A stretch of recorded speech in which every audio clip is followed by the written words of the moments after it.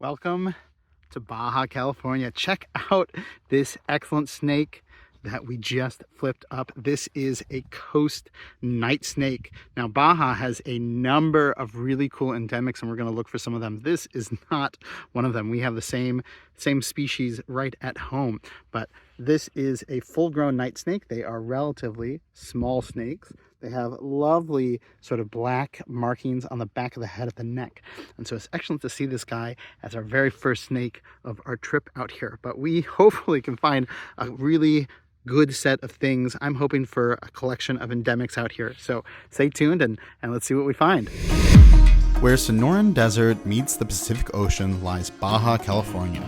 Here, towering saguaro cactus reach for a sky rarely touched by rain. Yet beneath the arid surface, life bursts forth with a vibrant tenacity. Swim with playful sea lions, mighty whale sharks, and witness the awe-inspiring migration of humpback whales. This is where the desert and ocean collide in a spectacular dance of life. All right, well, we are looking for a very particular type of lizard, and that right there is the shed of a mole lizard or worm lizard. Look at that. So we know we're getting close. I broke off a little piece there. The sheds are always pretty fragile, but we are still on the hunt. And then if you take a look under this rock, you can see there's a burrow there, and it's a little hard to see from this angle, but you can see that there's some outline of where they would have been resting. So maybe under this one we'll have one. Nope, not yet. Okay, look at this.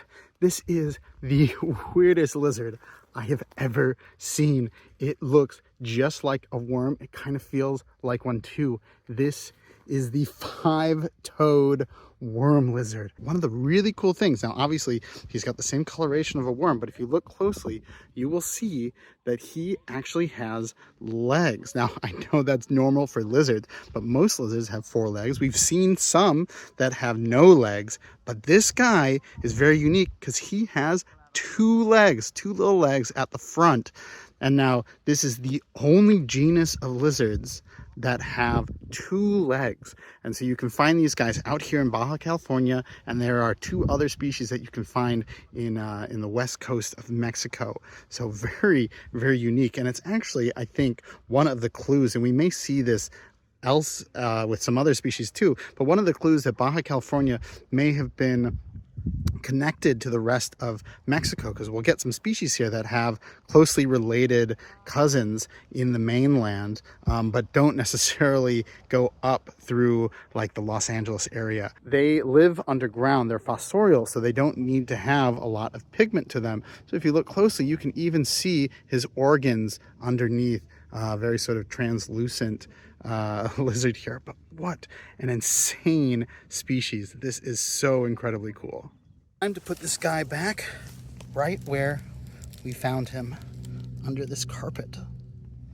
So bye, fella. Look at him burrowing into the ground just like that.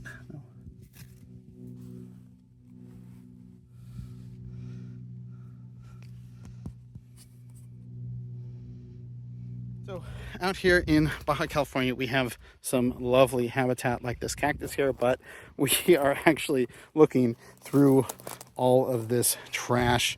That green carpet was what this little worm lizard was under.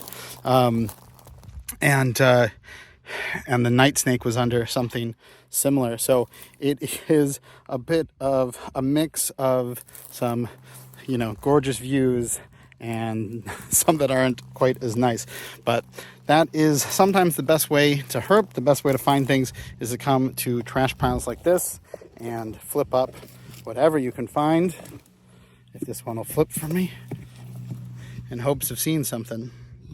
Nothing here. All right, Hector just flipped up another thing. He's basically found everything today.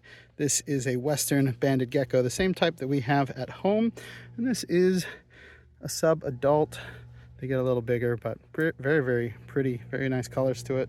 All right, as always, we're gonna let him back under his piece of cover. Bye, guy. Ooh, look at that. Some of the dangers of herping. Sometimes you get poop on you. Okay, well, I don't think I'm going to get a ton of flip clips today because Hector is just a machine. So he keeps flipping something up. He'll run back on the trail and show it to me. And of course, I'm spending all this time filming it. And while I'm doing that, he goes and finds the next thing, which is great for me with a bunch of stuff. There's nonstop things to look at. I don't have to hurt my back as much lifting all of this heavy trash, but sometimes the filming and the excitement of the actual flip is nice to have too, but I'm sure it won't be too long before we get the next thing, so stay tuned. All right, I just flipped up one of these beetles here, which is kind of cool. This is a feigned death beetle, so like if I knock him a little bit, you can see he falls over like that, pretends to be dead, and then comes back to life. Sometimes they wait a little bit longer to fake dead. Here's a second one over here.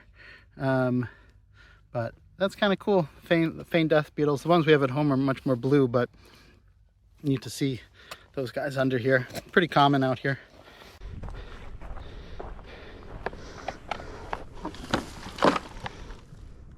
Whoa! That is a huge lizard. This is a desert iguana. I've never seen one so calm. Oh, dumb. Sorry about that. Bummer. Took off. They're fast. We finally got something road cruising. What is this little hopper? Look at that. It's our red spotted toad. We've seen these guys a number of times on the channel. This one has lovely red spots. Makes it really easy to identify. Look at that guy. Very cool. As usual, we're going to help this guy out of the road so that way nobody else comes by and squishes him. Here we go. Right over there. Bye, fella. Go find some cool bugs. Seems to be a good night for these little hoppers. Here is another red-spotted toad. But let's get him out of the road. Oh, he can do that basically on his own. All right, so this is a treat. Another red-spotted toad. We're finding a bunch on this road as we're road cruising. Now, if you're new to the channel, this is a very common way that we find reptiles and amphibians. They love using granite roads like this because they retain the heat. And it's a great way to find snakes. These guys are usually just in transit passing, but they're easy to spot unless there's rocks, and there are some. I have made a couple stops for rocks. Now, one cool thing I didn't point out before is the parotid gland right there, that little bump there. That's where they produce their poison. And for red-spotted toads, it is very, very round, very oval. And for other types of toads, not all toads, but many other toads that we could see in this area will have more bean-shaped toads. Not toads, bean-shaped parotid glands. So very cool to see this guy. We're helping him off the road. And this guy's a little smaller than that other one we showed you up close. And we're going to keep driving and see if anything else shows up. All right. Bye, fella.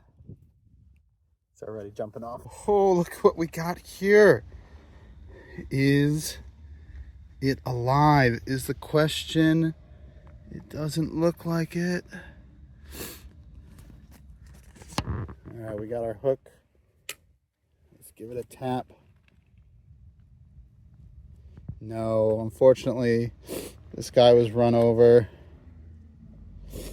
So what we do in that case is we bring it off to the side of the road. That way, if a raptor or something is going to feed on it, it doesn't also get hit by a car. That's so sad. Now, when you make a trip to Baja, California, I highly recommend stopping on La Paz. This is an excellent place to get some really cool encounters with marine life. We had excellent opportunities to swim with both California sea lions and whale sharks. In fact, some of those sea lions got really friendly and jumped in our boat. Some of the coolest footage I got while we were out there was actually deeper in the ocean. This is a humpback whale mother and a baby, and an easy way to identify these guys is looking at all those bumps on the leading edge of the flipper. Only the humpbacks have that. We had some cool shots of some green sea turtles that were swimming around, but by far the best shot I got was of this huge pod of humpback whales. There were about a dozen of them all swimming together, and this video is so cool because it looks like it's slow motion, but this is real time. It was absolutely incredible to follow these whales for about 20 minutes as they stayed above the surface, just kind of cruising.